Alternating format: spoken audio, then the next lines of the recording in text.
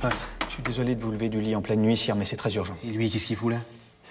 Il m'a entendu marcher dans le couloir, depuis il me suit partout. Pas moyen de m'en débarrasser. Allez vous coucher! J'en ai un peu marre. Surtout qu'il risque pas d'aller se coucher, il dort jamais. Bon, dites, qu'est-ce que c'est qui est urgent? Le problème, c'est que c'est limite secret militaire. J'aurais bien aimé m'entretenir seul à seul avec vous. Ah, mais vous pourriez y aller, il comprend rien. Mais il comprend rien, rien. Hey, comment je m'appelle? Camelot? Voyez.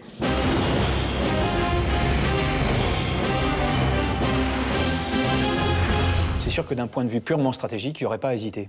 La première ligne s'avance, bon, on perd ce qu'on perd, mais au moins on crée la ligne de front. Et ben alors, qu'est-ce qu'il y a qui va pas là? Il se trouve qu'en l'occurrence, les premières lignes, c'est que des novices. Par le hasard des affectations, ce sont de jeunes soldats qui se retrouvent devant. Le hasard des affectations, ou éventuellement les vieux soldats qui ont envoyé les jeunes au casse-pipe. C'est possible, je sais pas le détail non plus. Donc là, si on avance la première ligne, on envoie les jeunes se faire charcuter. Voilà. Excusez-moi, mais ça m'étonne de vous voir en faire un cas de conscience. Ça vous ressemble pas, ça? Et parce que c'est quoi qui me ressemble? Envoyer tout le monde au saloir sans en avoir rien à foutre? Non, non, mais c'est très bien, attention. Autant vous dire, je préfère, hein. Bon, des fois, on n'a pas le choix, il faut sacrifier les jeunes. Ouais, et là, on peut faire autrement. On repousse la soie demain. Nous deux, on part dans 1 heure, et sur place, on réorganise les troupes avant le lever du soleil. Ok, on fait ça. Allez vous coucher. C'est pourtant simple. Je vous demande de me citer un commandement de chef de guerre que nous pourrions analyser. Essayez simplement de vous souvenir d'une phrase que vous auriez entendue prononcer par le roi, par le seigneur Lancelot. Des fois, on n'a pas le choix, faut sacrifier les jeunes. Qu'est-ce que vous dites? C'est le grand qui a dit. Qui ça, je comprends rien. Le grand, c'est le seigneur Lancelot, il l'appelle toujours comme ça. Et qu'est-ce qu'il a dit, le seigneur Lancelot? Des fois, on n'a pas le choix, faut sacrifier des jeunes.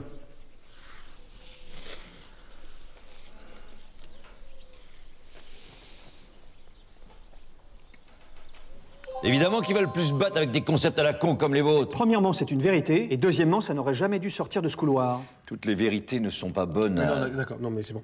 Donc, les jeunes soldats refusent de se battre. Ils refusent même de quitter le château. C'est votre beau-frère qui leur monte le bourrichon. Et vous savez ce qu'il leur dit pour les remonter contre nous?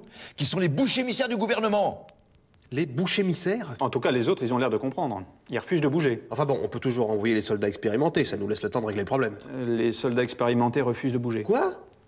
Bah, c'est pas vrai, qu'est-ce qui leur prend, ceux-là? C'est soi-disant par solidarité avec les jeunes recrues, ils soutiennent le mouvement. Une nation qui ne prend pas soin de sa jeunesse est une nation malade, et je vous passe les détails. Bon, bah alors, qu'est-ce qu'on fait? Il faut faire un démenti. Vous annoncez officiellement qu'on n'a jamais dit ça, et qu'il a toujours été formellement exclu de sacrifier les jeunes soldats à des fins stratégiques. En espérant que ça suffise.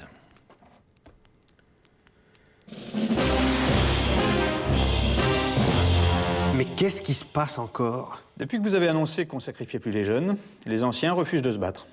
Mais pourquoi? Ils voient pas l'intérêt de persévérer dans l'armée si après 10 ans de carrière, ils peuvent pas envoyer les jeunes à leur place. Bon, bah envoyez les jeunes, en tout cas, on peut déjà faire ça. Ah non, les jeunes ne veulent pas se battre. Mais pourquoi? Par solidarité avec les anciens.